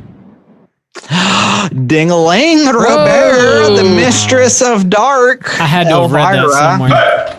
Yeah, she once said on Larry King Live, 1985, that this was her favorite horror film. All right. Nice. So that was our trivia section. Let's go hunting. Solid. Let's catch him. Cooter of the week. Boys, let's go hunting for human beings, a.k.a. cooters. What is a cooter? A straight chillin' exclusive. So, Cooter is a character type. Yes, it is. Prominent in horror films. So we try to catch them. We have to go by the list of traits that they can acquire. They have to hit 3 of these 5 points to be considered a cooter. The 5 points are sexual deviancy, overall looking attire, overall patheticness, smug arrogance, and manipulation. I don't know why I went out of order that time, but yes, that is the list that we have built up. Boys, who are you taking to Cooter Court this week? I don't know, man. The Lawrences, both of them. Yeah, both pretty. Let's start with a woman. Okay. Manipulation. She's got it.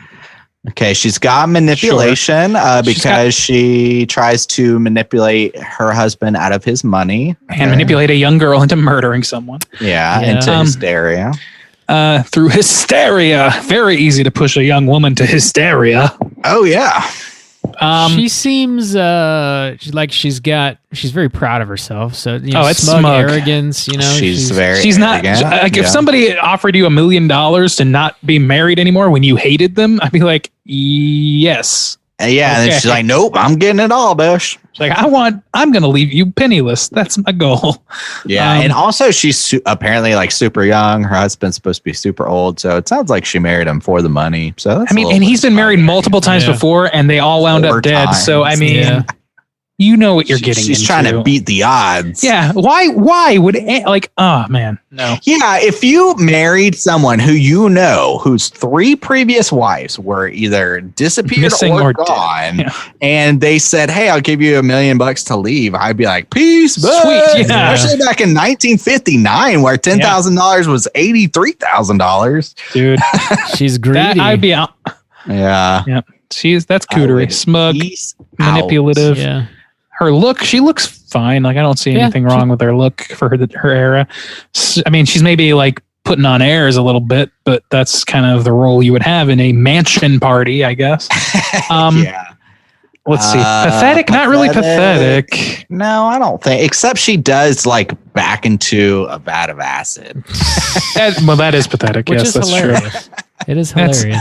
Yeah, you could say sexual deviance, but it would be a tough sell because it's basically just sexual impropriety, which I don't know. Maybe that's today's standards thing, and maybe back then it would have been cootery, but nowadays I feel like that doesn't rank for us usually. Yeah. Because it's she was manipulating a man like sexually. She married her husband assumedly like for money. I don't know. I think she could get a scotch. She's cheating on him, She's cheating. I mean, I just don't think it's a particularly strong point. And if it registers, it's like a blip for me. Yeah. Because I mean, I don't know. I don't think it's deviant behavior necessarily. It's because if you're deviating from anything, it'd be more deviant to stay married and not cheat. 2 out I of don't know. 5, pretty strong, but I don't know if that's going to get her there. Yeah. Let's think get she's to gonna her win. lover, the doctor. Sweet. I feel like that's Prince more Price. deviance because he's knowingly sleeping with a married woman. True. Hmm? True. I feel like his sexual deviance is a little more. partner. The doctor. I'm just thinking of Vincent.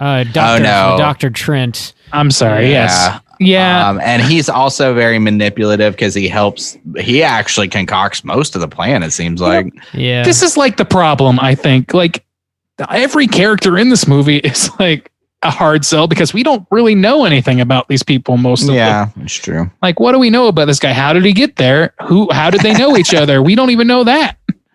Yeah. Yeah. I don't know. It's tough to say. I think he's a sexual deviant, a scotch, and he's definitely manipulative. Sure. And he seems smug just because he brushes everything away as hysteria. Yeah, but that's Hey, also you might be gotta part of touch the the plan. hysteria. Yeah, I agree, but like, yeah. Like, why don't you do your damn job? Do you remember that? Oh man, years ago now, we had that list of things that you could commit your wife for in the 40s or whatever. Putting out a fire, I remember, was one of them for some reason.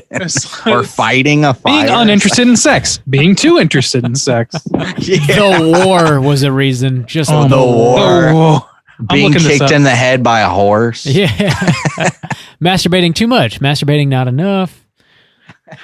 There's a lot. Oh man. There's a lot. Oh my God. There are so many. Yep. So he might be a Cooter light, the old doc. Vinny Price, he has married 4 women and they're all dead. I mean, whether he claims it's an accident or not, He's clearly not. I mean, the odds are stacked against this They guy. all apparently had heart attacks and they were all in their 20s. So what are the odds of that? Yeah. And he only marries like super young women. Mhm. So that's pretty cootery, I think. He's basically a Weinstein. I don't know, man. Yeah, It's manipulation, I guess sexual deviancy. He if you puts wanna- blanks in people's guns and says, I put a blank. Well, yeah. I mean, I don't understand. kind of manipulative. I know this is a non sequitur, but how are you going to shoot a ghost? What the fuck are they talking about in this movie? Dude, it worked in Winchester. Yeah, well, yeah, and It we all did. know how beloved that film is. It's a classic. Spoiler. We're gonna shoot that ghost. Shoot its ass. Gotta pop a cap in that asshole. Didn't they Get do that? him. Try to scare me. Try and bitch. rattle chains around my ass. I'll fucking kill you. They did that in Again. one of the Paranormal Activities too. 5, I think, maybe part 5. Did I didn't see that one. I kind of Oh, liked man. it actually, but it's neither here nor there. The ghost is like, oh shit. Not again.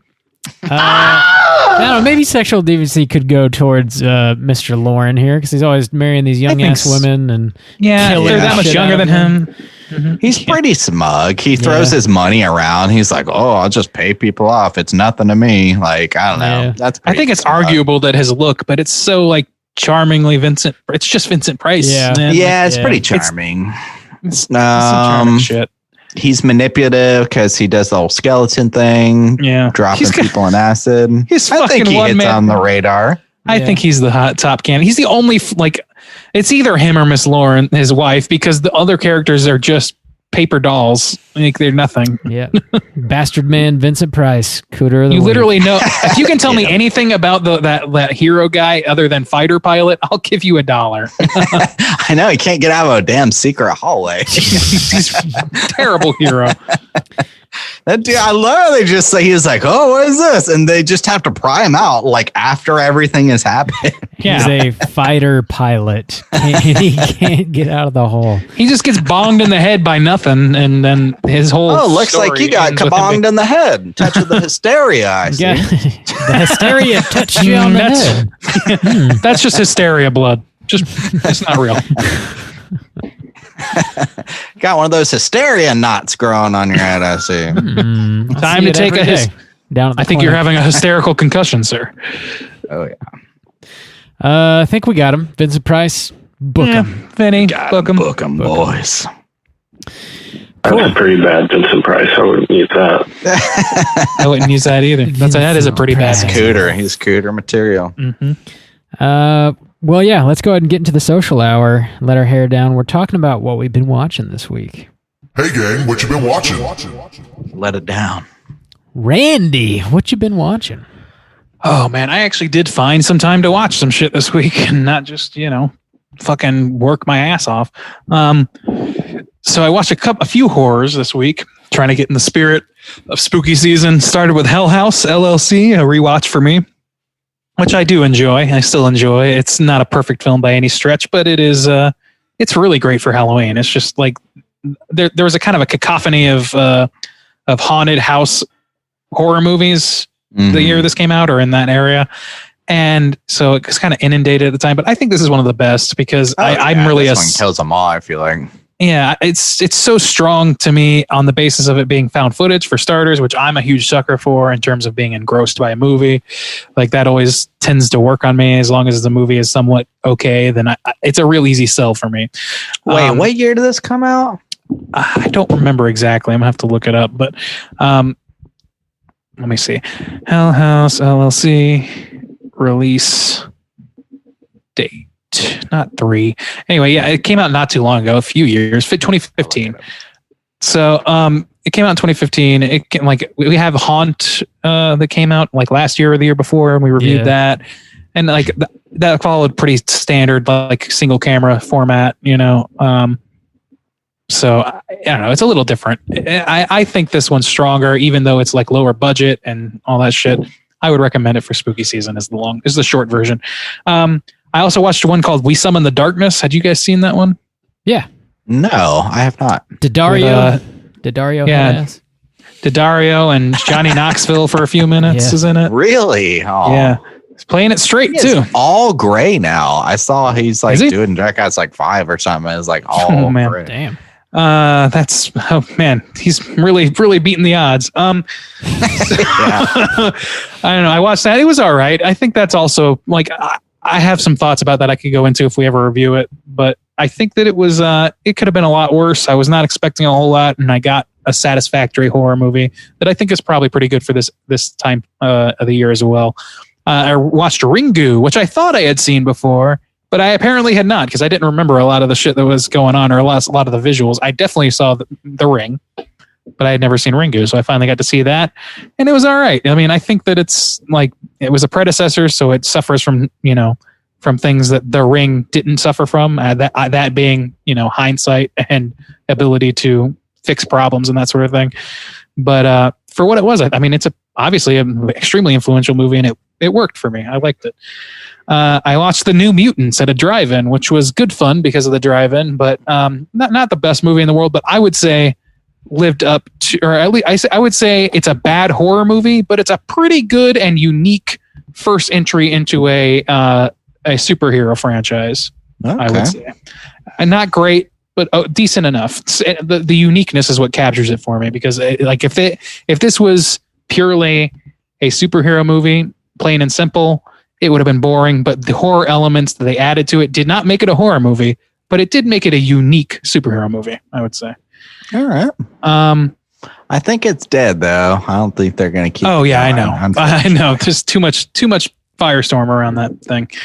And then last but not least, I've been watching, haven't quite finished yet, but the new season of Pen 15 is out. I fucking love that show. What is that? Did I tell you about this? I'm sure I brought it up before. Maybe. But it's a movie. I'm sorry, it's a show on Hulu. It's a Hulu original that is a sort of like Wonder Years meets Superbad, centered around 2 girls in the year 2000, I think it is, or right around there. So it's like if you were in middle school, anywhere between like 1996 and 2004, you're going to get some nostalgia out of this thing. Whoa, that was you guys. That's right where y'all were sitting. Man. Wow. Yeah. Yeah. I'm sure you won't get any nostalgia from it. Don't just skip right over. A little history lesson for me. You know what a trapper keeper is, Juice? Do you know? Nope. Mm-hmm. Are you familiar with Are You Afraid of the Dark, Justin? Yeah, there was a new one that came out just last year. That's how I know. Oh, how'd you know it was a new one? Because it came with 3 older episodes on the disc. Did it? Yeah. Oh, of course you fucking know that. How to Save a Life. Yeah. Yeah.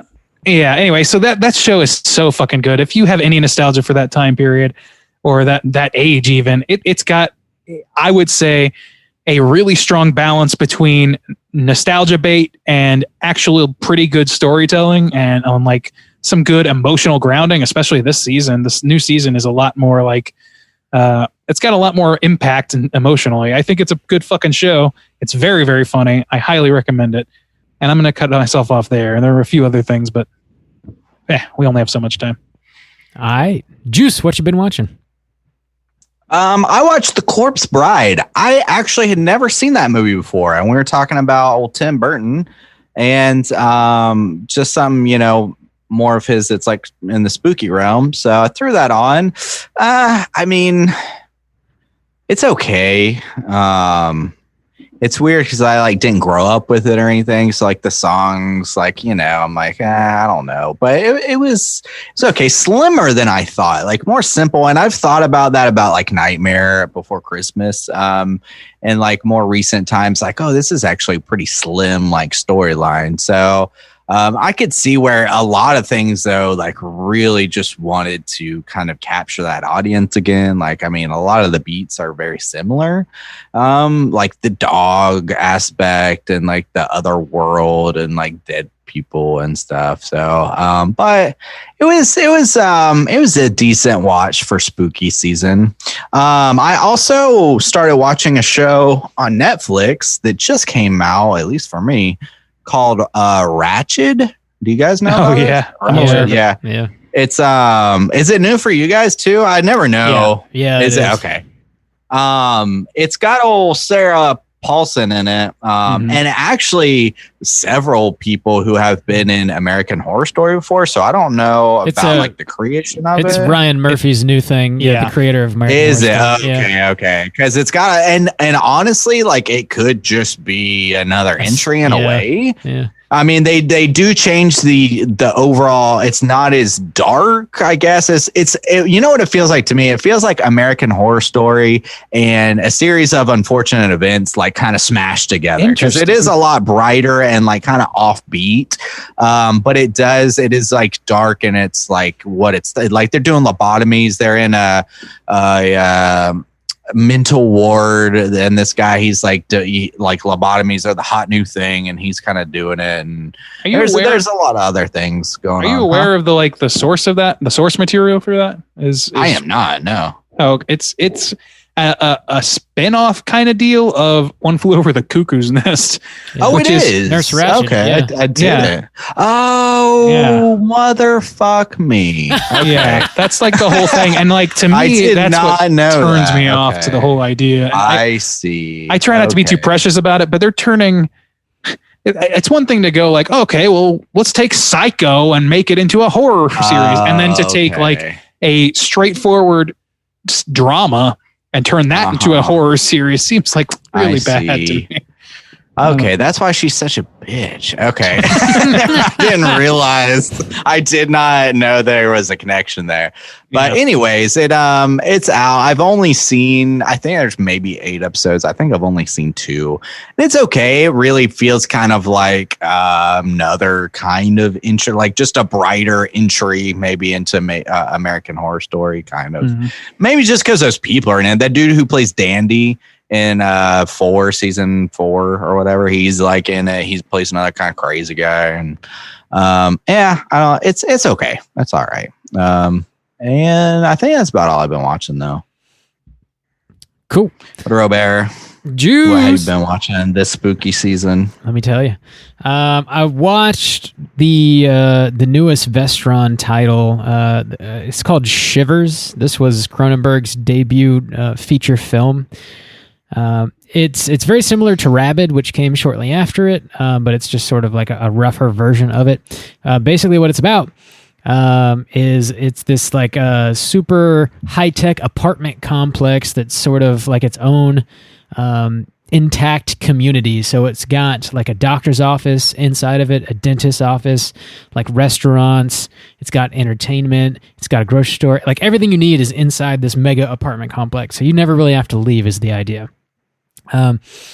So one of the doctors that works in this place starts coming up with this this sort of parasite that is supposed to, in theory, mimic like an organ that's gone bad. So like if your liver's failing, he'll inject this parasite into you, and it'll like mimic your liver that's failing. That's sort of what he's going for. But his experiment kind of goes wrong, and this parasite, it turns out to be like this wild sex parasite. So like if you get it in you, if you get it in you, it turns you into like this zombie that just like wants to fuck, basically, is what happens. 69 dudes. So this like apartment complex is slowly becoming overrun with these like mindless sort of Fuck zombies. City. Yeah, it's Fucktown, USA is what it becomes, which rings true. Interesting. European style. There, Yabos, Bob. Yes, for sure. It's it's Cronenberg, 1975. It might actually have a couple like old school porn actresses in it. I know he's hired porn actresses before. I don't know. I can't really say for sure if this one does or not. It doesn't really matter. The idea is more interesting than the actual film itself, I think. But it's cool. It's cool to see where Cronenberg is coming from, because like you can extract all of like the elements of other more successful Cronenberg films from this movie, like the twisted doctors doing weird experiments. You've got like the body horror. You've got the overly sexualized characters. All like the futuristic technology of like this crazy apartment complex. It's like it's all baked into his very first movie. It's just really, really cool to see that the origins of all that, I guess. I would say it's worth watching if you're a Cronenberg person. If you're like a big fan of The Fly or Dead Ringers, or even Rabid, I'd say check this one out. I got to kick I'd fuck a space vampire. Yes, we all know you would, Matt. I also watched The Karate Kid for the first time in my life. What? Yeah. Never seen that Holy before. shit. I had never seen The Karate Kid? Yeah, it's first time. Oh my God, Bob. Damn. Your poor childhood. I know. What's wrong with me? I can't even look at you right now. Don't look at me. The one you're with the Jaden worst Smith, right? around. That's the Everything's one of my gonna take you generation. down. Yeah, Jaden Smith. That's the only one that has ever Jaden Smith, existed. yeah. Jaden Smith. It's the only one I'm aware of. Yep, that's it. That's That's all I how I grew watched. up. Turns out it's as good as advertised. It's great. I love little It's a great baby fucking Jaden. movie. Jackie Chan. No, I don't know about No, yeah, it's Jackie Chang. Yeah, I mean it's classic. It's a classic for a reason. One thing that I thought was hilarious in this movie is like the Cobra Kai sensei, like the older, like full-grown man in this movie is all about this kid getting the shit beat out of him. That Like, he's dude all wants about to it. see a child murdered. I know. That's all he wants in the world. He's manipulating his little like students to just fucking break his leg and like Sweep the leg. fucking kill this kid. It is wild. He likes to win. It was cracking me up. That dude, that is, I heard a story. I think Jeff Davis or some comedian was telling the story about being a driver their first year in Hollywood or whatever, like a limo driver. And they picked that guy up and said something like, "Oh, I love The Karate Kid. It's good to meet you," or whatever. And the guy's like, "All right, pull into this McDonald's." And he goes, "What do you like to eat?" And he goes to the driver and there's, I like a Big Mac and a McFlurry when I go. And he's like, "Okay." And he goes inside and he gets a Big Mac and a McFlurry and he gets in and he starts eating it right in front of him. He's like, "Welcome to Hollywood, kid." That's a good story. It's a good. What? I remember hearing that. Story. I don't remember who that was now. It was somebody Why famous. would you now. take that It time? was Because he sucks. I think it was Bill Hader. Maybe it was Bill Hader. Yeah, He was like on- Bill Hader's like he said too much. He praised the guy, and that was a bridge too far. I think he was on don't Mark talk to Maron. people. yeah, when he called it his welcome to Hollywood. Story. Yeah, It might have Holy been. shit. Yeah. I think it was Bill Hader. That should. I love that story though because it is like that is Yeah, like, so check that out malicious now. and it's so congruent with what he Yeah. does in the movie. It's great. Fuck that. But yeah, the only other thing I want to mention that I watched was a new documentary that hit Netflix called The Social Dilemma. It sort of gets into social media platforms and what they were intended to do and how they have done those things successfully, but also there's all this other unintended shit that is also happening and affecting us, our human brains in a very negative way. And it gets into like specifically how these platforms like Facebook, Instagram, Twitter, YouTube, Google, Apple, all these different companies are like very much intentionally manipulating people to try and get them to spend more and more time on their specific platform so that they can show you advertisements and maximize profits and all that shit, which is it's something that like is on your mind. Like to hear that would not be surprising, right? But it gets into like hyper specifics, and they interview people who previously worked at all of those companies that I just mentioned. Like they have the guy that like co-invented the like button on Facebook is on there, and he's going on and on about how like the intention was to spread joy across the world and let your friends know that you like the things that they're posting. And then the flip side of that, which nobody could have possibly known, is like, teenagers are like getting really fucking depressed because they're not getting enough likes. And it gets into like minute things like that. And it's interesting. It's not super uplifting, but I think it is worthwhile to watch. It might like help you read into your fucking phone a little bit. Fuck you, phone. I'm not falling for it. That's what I'm saying. Bob just deleted all his social media apps, right, Bob? Yep. If one of y'all were gonna take over all the bullshit like straight chilling related stuff, I might actually consider doing that. I'd be all right with it, dude. Just learn to live with hating yourself. Like just outsource. Sweet. Hey, you can do that. We can do it. We can outsource it. That's all I want to mention that I've been watching. So yeah, we got one more segment we got to get into. It's our Hotline Scream. If you are listening and you want to call and leave us a voicemail to be featured on our next show, hit us up at 904-638-3231. We've got, I think, four? Yeah, we got 4 voicemails to work through this week. The first 2 are from our good lad, Wes. 1 a.m. Wes. Let's hear what he has to say. Wow. Okay. Yeah.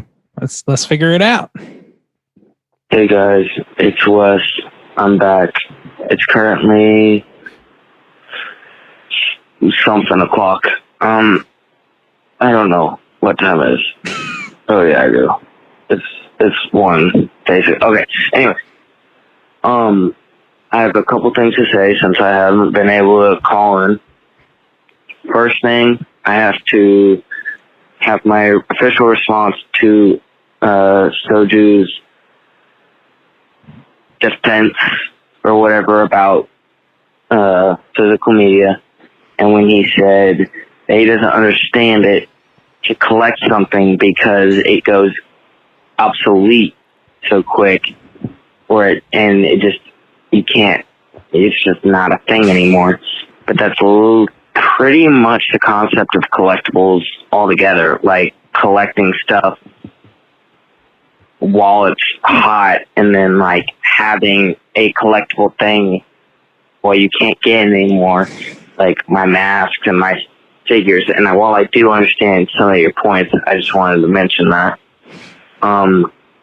Also, I just finished the lodge tonight while I was building a shelf, and the shelf was more entertaining probably, and frankly IKEA's instructions are easier to follow than that movie.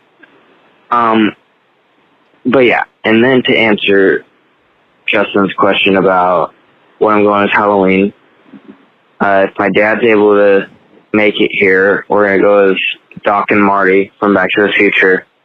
But if not, I might go as Ghostface or Freddy.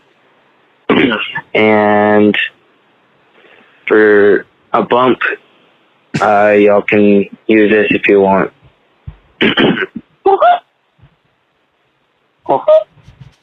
Okay, yeah, that didn't work. I'm gonna have to do that some other time when I'm not like sleeping and sound like a smoker. like I've been smoking since the womb. All right. I just embarrassed myself. All right. Good night. Do we want to jump right into part 2, or do we want to make some 1 a.m. rebuttals? West. Well, Juicy, what do you think about that? That's why you collect physical media, right? no, I buy it because I want to watch it. I have no intention of like holding on to it and reselling it. Also, you don't have to tell us what time it is every time you call in, man. You can just lie and say it's we always know it's 1 a.m. It's We fine. know it is. Yeah, We know. Not sure. What was he do? What was the I don't bump know. he was trying to do? I think he was Like a maybe Mickey trying to do a Mouse? Mickey Mouse, but Maybe it he just follows sounded- it up. it's kinda in squeaky. Part 2. yeah, I don't know. Let's see. yeah. Like the collectibles, I don't know if that's actually accurate because I mean, there's a lot of things that don't go obsolete after a few years that True. people collect, Most like things. art. Most things. Yeah. Like I collect posters, and that's not going to disintegrate for another 1,000 years unless the world ends, which his it probably will. Sweet like horror masks, those don't go out of style, or they don't become obsolete as long as we have faces. I think his point was like as time moves on, they become less available. Right. Yeah. Like, not that they're going to That's true. disintegrate Yeah. or whatever. Like, No, yeah, I got you, Wes. You get them while they're available. That's true. Yeah. and I'm gonna retire on my Blu-ray collection one day. You just watched. Oh this. yeah. Oh yeah. You I believe that. Oh yeah. Just like I Bob. did with my Pokemon. Bob, no. Bob, no. No. Bob, no. Yep. Those Beanie Babies. I heard that was a big thing in y'all's time too. Yeah. Oh, Lots of people retiring on that. In y'all's time. Get out of here. Let's hear that. We got one more from Wes. Let's hear what else he has to say. All right, I'm back because Bob told me I could call back in to say about Halloween costumes. Bob, just wear your Halloween shirt that Mrs. J gave us all and wear blue pants and a blue beanie or something. Boom, you're a Halloween Blu-ray cover.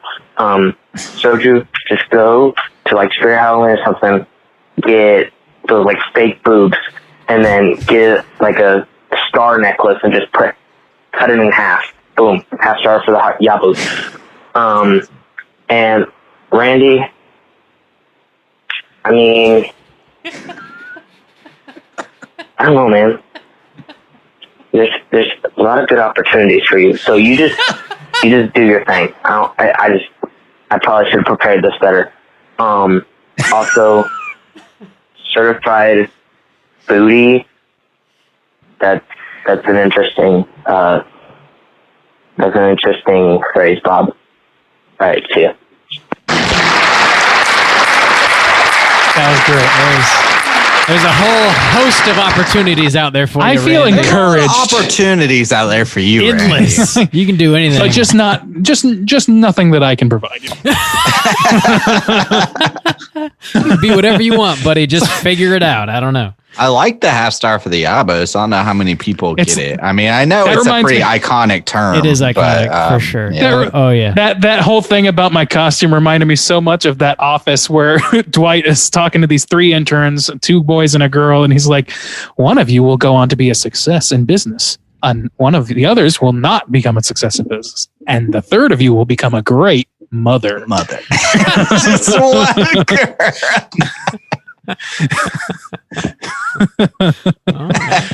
You've just got so many opportunities. You'll figure it out. Randy, There's a lot of opportunities out Mr. there. Mom over here. Randy. I love it. It's hilarious. All right. Should we move to the next? Yeah, Wow. I think next up we're gonna hear from Todd and see what he has to say. What up, chillin' crew? It's 2 p.m. Todd. Long-time listener, first-time caller. Just want to give a shout-out. Thank you for all you do. I'm driving. I'm not using my blinker today, so I'm being reckless. That's how I roll. That's how we roll in Southwest Florida. Want to give a shout-out to Bob, Randy, and the Juice.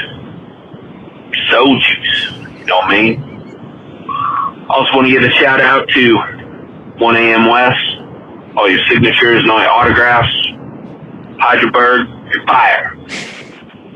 Anyways, Nicole, sweet. What more can be said about Jack? Thank you for the slack. Thank you for all you do. Keep it real and keep chilling. Peace. Oh. Damn, should have used that blinker. Yeah, man. Should have used the blinker, Use buddy. the blinker. Don't get in a car accident so that you can shout us out on the show. That would totally suck. Dude, if the last thing you ever speak is our names, you fucked up. I'm just letting you know that. Damn. Soul juice. Those were his last words. I don't know. Juice. That's live. Juice. That's a live recording of those last words. Poor Todd. You got the chant going. He was so there's one more. thirsty. I'd fuck a space vampire. Yeah. I Todd mean, said those that. famous last words. That's what Todd said. He was thirsty in multiple Thanks, Todd. ways. He wanted juice and 2 p.m. time. to fuck a space vampire. 2 p.m. We're gonna fill the whole damn clock with people. It's the only time you can call in. You got your hour to call in. Yeah, good to hear from you, Todd, man. It's been cool chatting with you in the Slack. It's always crazy to hear people's voices for the first time because it is never, ever anywhere close to what I would anticipate it sounding like. Yeah, and then you see their faces. Oh, that's a whole nother ballgame. Oh, God. Yeah. And then the Yabos. Hubba. I can't wait to see Todd's Yabos. I bet they're litty. Dude. Yeah, half star. Todd, send us your Yabos. Those What's are some next? Half star Yabos. Just chop them off and send them. Send them on. What? Okay. All right. Somebody's been watching Pieces too often. Sorry. We got one more voicemail we got to get to. We got to hear what old Matt G has to say. Hey guys, it's Matt. I've been meaning to call, for years now. Since I gave you they, and then Witchboard, and then Humanoids from the Deep. I don't know why I'm calling tonight, but, I guess I'm free, and I'm not covered in clay, and able to actually pick up the phone. But I just finished the episode you did of, the mom with the gun in the woods in the cabin, whatever that was. I can't remember the title. But loved that episode. Just... Rob really hating that film, his disdain in his voice was fantastic. Need more episodes like that. Very entertaining. But anyway, maybe I'll try to call, more often. But every time I have something to say, I run it in my head, and then I'm like, okay, when I'm done working, in the studio, making mugs and plates and bowls and whatnot, I'll call. And then, 6 hours go by, I'm tired, and I forget. And then I remember the following Sunday when a new show comes out. It's very cyclical. Anyway, keep doing awesome work, and I will keep listening and keep buying that you pick. I made 4 dummy accounts this time, so I'm going to get all 5 of them later. Wow, we just got a nice call from the protagonist from Ghost. Yeah. $800 to make us watch movies. Can't Oh, believe it. Unfortunately, Matt did not get a single one. I'm sorry to say. Those 4 dummy accounts are still dummies. Yeah. Rob, you did hear it here first, though. Our success does come from trolling you, so we're just gonna have to keep that going. Rob, you're just gonna have to be very upset Bob. a lot. Honestly, there's nothing we can do. I'm glad that just somebody enjoyed that show because I listened back to it myself and I was like, I probably should have dialed it down a little bit. Like that might have been, like I definitely don't like that movie, but I got a little animated for sure. But it is shocking to hear that somebody was like, "We need more like that." We need to dial it down. What are you talking about? I feel that way about Halloween 2018. Sometimes I'm like, oh man, maybe I came too hard. Shit, man. Yeah, the movie sucks, but it's just a movie. I don't regret Underworld at all. That's the Blood Shart Wars. Oh yeah, the wet, bloody fart in the pants of America. Heard that stands. That's a throwback. Yeah. Thanks for calling in, Matt. Matt sent me a really, really cool mug. If you didn't hear what he was saying, he makes pottery, really cool ceramics. He made us like a little straight chilling mug. It was really, really neat. It's a really good mug. Yeah, it's nice work, and I mean that's what he does. He works with ceramics. You can check his stuff out on Instagram. I believe it's Matt Garrett Ceramics. Check his stuff out. Show him some love. Buy some of his products. Support the man. Does good work. That's all we got in way of the voicemails this week. If you want to call and leave us a voicemail next week, hit us up at 904-638-3231. Do you guys have any prompts you want to throw out? I have one. Oh, okay. Get it, Randy. Tell us about your favorite 90s movie duo. That being like we were talking about earlier, like Lake Placid and Anaconda. Your favorite rival 90s movies that are carbon copies of each other. Tell us about it. I like that. What are your experiences? Can you tell them apart? Yeah, how do you tell them apart? Is there any that's like specifically like this one is clearly way, way, way, way better and the other one is dog shit? Or are they all absolutely on par with each other? Because that's what it seems like to me. Yeah, I dig it. Like, was there one for Twister? Like, I feel like there had to have been, right? It seems like there would have been, but nothing comes to mind. Maybe just some other kind of natural disaster. That Dante's Peak / Volcano. I mean, yeah, all of those really come from time. Yeah. Dante's Peak, Volcano, Deep Impact, Armageddon. Yeah, that's Twister. big. I don't know. Yeah, I don't know. I can't think. I feel like Independence Day has one too, but I can't think of it. I feel like The Ring and The Grudge were kind of a thing, but that was a little bit later, wasn't it? Or was that? That was like early 2000s for us anyway. 2000s, yeah. The remakes, yeah. Cool. Yeah, I don't really have one to throw out there, but Juice, do you have anything else you want to? Demolition Man and I Judge wish we Dredd. had Twister though. God, that makes me want to watch some. We were talking about that on Slack the other day. Fuck, I forgot. Like Seymour Hoffman's in that. He kills that shit. That's a '90s classic. I love. Yeah, he is. He's Dusty. I don't know. I've only seen it like one time. It's not a movie that I. It's classic. I really want to watch that. It's giving me mad nostalgia.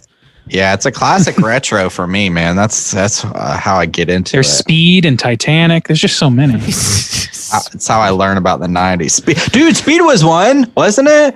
I feel like Speed has a doppelganger. Several, yeah. I think there's a lot of them that like actively can like that one's a copy of the other in some cases. But things like Ants and Bugs Life, they're a copy of each other, but they came out at such a close time that they might as well be the same movie in a kid's mind at the time.